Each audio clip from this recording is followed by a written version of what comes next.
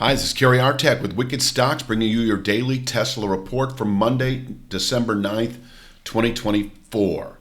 Before I jump into the charts, I just want to remind you that last week, wickedstocks.com put out two stock picks, one on Roku and the other on Okta. They're both very relevant. You can see them for free by taking advantage of our 5-day free trial. You can also see our daily Triple Q and daily SPY analysis, our weekly Apple stock analysis. I could go on and on and on. You'll be able to see it all for free for 5 days because we offer a 5-day free trial up front. Last week, with respect to the Triple Q, just want to mention also the NASDAQ 100 put out a long-term buy signal by closing for the first time above a 5-year channel structure. They've been holding nicely, really, since several attempts starting last July. 513.33, we cleared it by 1%, 518.46. This zone able to contain selling, quite possibly through all of 25. And in terms of the big picture, expecting really over the next couple of years or sooner that 697.52 full channel extension. But let's talk Tesla. Tesla has been in the bullish column longer term for the last few weeks anyway, following the settlement above the 339 even 2-year channel top. After closing above it 3 or 4 weeks ago, we did slip back below it on an intra-week basis, but never closed back below it on a weekly basis, maintaining a long-term buy signal, expecting, as I've been saying, the 414.49 November 21 all-time high as a 2 to 3 month target or sooner looks very likely now, and I'll get to that in a moment. And the 501.54 5-year channel top, or soon to be a 5-year channel top, expected over the next, the timing once again. Is it 3 to 5 months? Is it 5 to 8 months? If we close above 414.49 at the end of this week, for instance, it would be within 2 to 3 months, I think, or sooner. 501.54 is a big area for this market that may contain buying through all of 25, but I don't want to get ahead of myself too much. On the way up, we do have these sort of wave counts. I've used these for years. These are Fibonacci wave counts, A, B, C. Really what you're doing is you're taking B and subtracting A from it, so the distance between A and B, and then 1.5 of that, or 50% added to that, you add it to C, that's 435.02, and 1 5/8 of that, you add it to C, and that's 458.32. These work pretty well, especially when they're in also correlation with other line studies. But there's really, you're in no man's land, so to speak, once you push through 414.49 in terms of old highs that you can lean on, so you're really using, if you don't have channel structures that are rising, you're using these, at least I do. I use these Fibonacci wave counts as targeting mechanisms in areas where this market could top out. 458.32, I'm quite sure, I'm going by memory here, I don't have the chart in front of me, is also a full swing. A B minus C plus B is right in the same vicinity. So, if we close above 414.49, 2 to 3 month target at 501.54, and on the way up, within a matter of weeks, we push into the upper 450s, I think it's low 460s, where you have that correlation between the two methods that may contain buying on a multi-week basis. So we'll just leave it at that for right now. Let's take a look at, also we've got support not only at 339 even, but a climbing support. This is the weekly chart, still at 333.03. So this area combined, solid zone of support, able to contain selling, through the first quarter, and above which 414.49 remains a 2 to 3 month target or sooner, possibly over the next 2 to 3 days, and the 501.54 a big picture objective. Upside, or I should say downside, upside until Friday, we pushed through and settled above 383.24. So if you look to the far right here in our support resistance column, that is buyable support.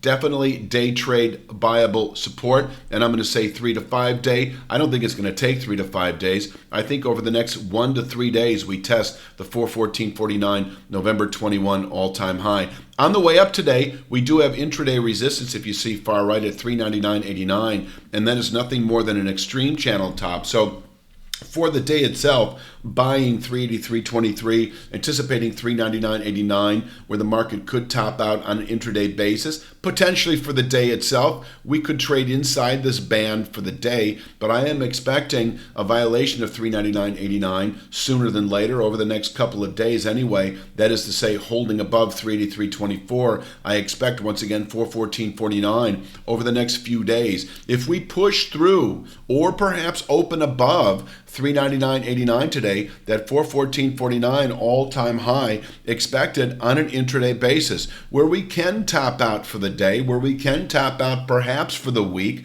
but I don't think much more. I don't want to get hung up on this as some significant long-term double top. I think it is highly prone, if there is such a phrase, to violation at some point. It could be on the very first test. But in any event, definitely a tradable level. Everybody's watching it. Can be sold. I think if you're already long, if you're a 3 to 5 day swing trader and you went long last Friday with the settlement above 383.24, that is an area where you can take profits. And certainly if we were to close above 414.49 today, we are then expecting, I think, within a matter of 2 to 3 days or sooner. This is once again a weekly chart. So if we close today above 414.49, it is certainly possible.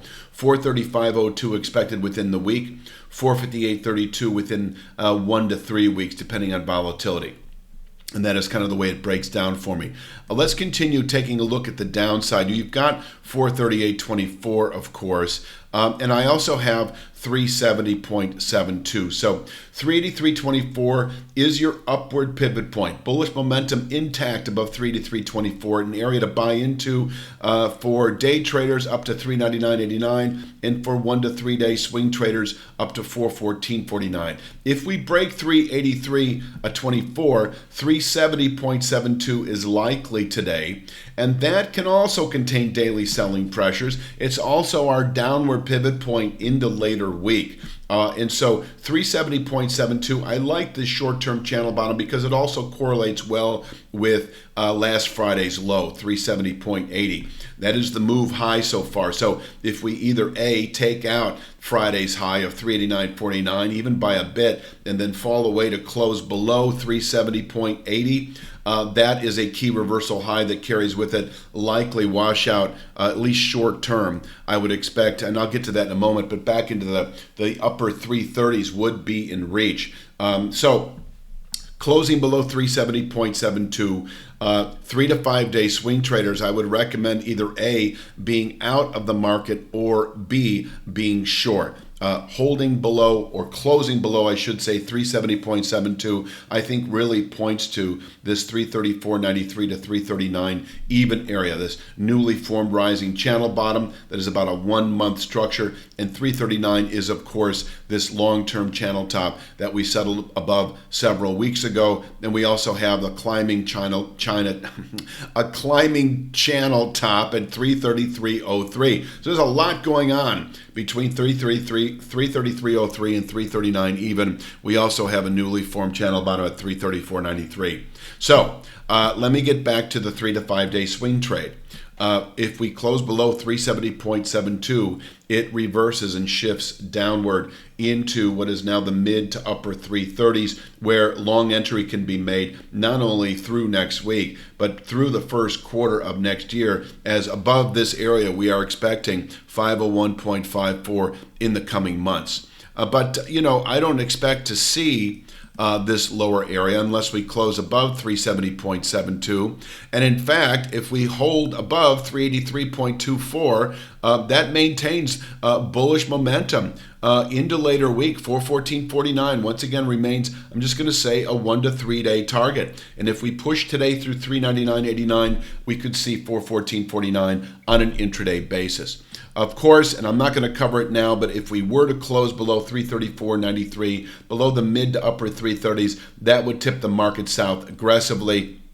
I don't think there's any need to spend any time on that right now. I'm just going to leave it at that. Please click like, share, subscribe. I will be back tomorrow, of course, with Tuesday's Tesla. Check out wickedstocks.com for that 5-day free trial. You'll see lots of good stuff. I'm going to leave it at that. I'll be back tomorrow, of course, with Tuesday's Tesla. You have a great evening.